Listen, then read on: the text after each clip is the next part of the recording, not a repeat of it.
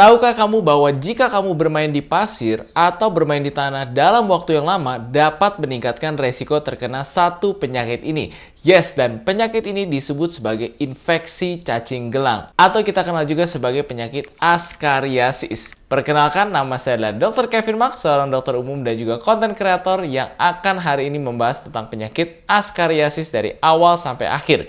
Kita akan kupas tuntas mulai dari definisinya atau apa itu penyakit askariasis, kedua, faktor resiko dan juga penyebabnya, cara diagnosisnya, cara pencegahan, dan tentunya cara mengobatinya. Jadi buat kamu yang penasaran, langsung tonton video ini sampai habis ya.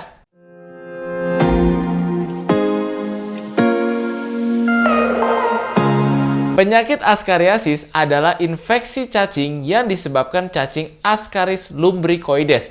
Bisa ditularkan lewat kotoran manusia yang terkontaminasi oleh telur cacing dan akhirnya berkembang menjadi cacing dewasa. Beberapa faktor risiko yang meningkatkan penyakit askariasis adalah yang pertama yaitu adalah sanitasi atau kebersihan yang buruk. Contohnya misalnya jarang mencuci tangan sebelum dan juga setelah makan. Kemudian aktivitas outdoor yang lama contohnya seperti bertani dan juga mengolah pupuk, terutama jika menggunakan pupuk dari kotoran manusia. Yang ketiga adalah pembuangan BAB atau kotoran yang tidak efektif, contohnya seperti penggunaan jamban. Untuk mengetahui lebih lanjut, maka kita perlu tahu siklus perkembangan dan juga cara penularannya. Cacing askaris biasanya akan mengeluarkan telur dari kotoran manusia yang sudah terinfeksi sebelumnya. Ini sebabnya jika menggunakan pupuk dari kotoran manusia meningkatkan resiko terjadinya penyakit askariasis. Ketika telur cacing tersebut masuk ke dalam tanah yang lembab ataupun pasir, dia dapat berkembang biak dalam kurun waktu 2-3 minggu.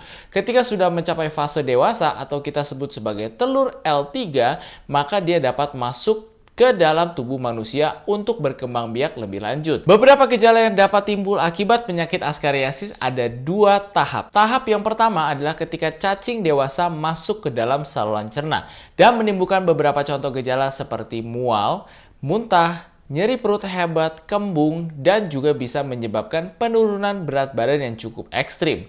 Tetapi jika sudah berubah menjadi cacing dewasa dan sampai ke paru-paru, maka beberapa gejala yang akan timbul adalah batuk, sesak nafas, bunyi nafas mengi atau dikenal sebagai wheezing, dan juga tentunya bisa menimbulkan reaksi alergi sampai demam. Beberapa pemeriksaan yang bisa kita lakukan untuk menegakkan diagnosis askariasis yaitu pertama, bisa dilakukan pemeriksaan sampel feses rutin, yaitu dengan mengambil sampel kotoran manusia dan memeriksa apakah ada sisa telur dan juga cacing dewasa di dalamnya.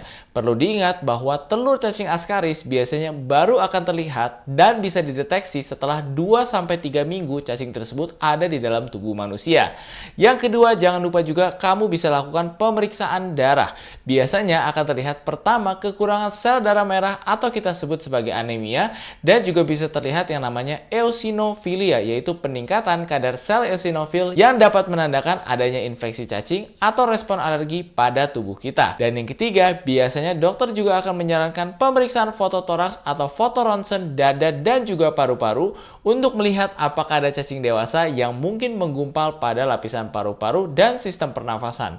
Perlu diingat juga, bila gambarannya belum jelas, bisa dilakukan pemeriksaan tambahan seperti ultrasonografi atau USG di daerah perut dan juga CT scan atau MRI untuk gambaran lebih lanjut. Tata cara pengobatan askariasis adalah dengan menggunakan obat antihelmintik. Contohnya seperti obat pirantel pamuat, mebendazole, albendazole yang bisa kamu konsumsi sesuai anjuran klinisi atau dokter terdekat kamu. Tujuan pengobatan anti cacing ini adalah untuk membunuh sisa telur dan juga cacing dewasa yang mungkin menetap dalam usus, paru-paru, dan juga pembuluh darah. Untuk mencegah penyakit askariasis, ada beberapa langkah yang bisa kamu lakukan. Yang pertama, cuci tangan dengan sabun dan air mengalir setelah atau sebelum makan. Yang kedua, jangan lupa juga pastikan sumber air yang kamu gunakan sudah steril dan juga layak pakai.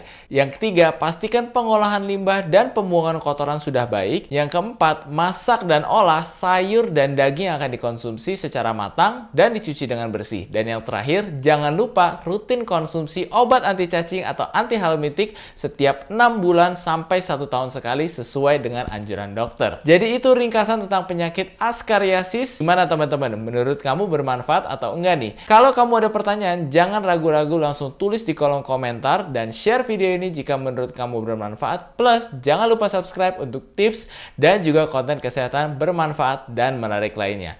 Saya Dr. Kevin Mak, thank you for watching and see you on the next one biar kita bisa sehat bareng yuk!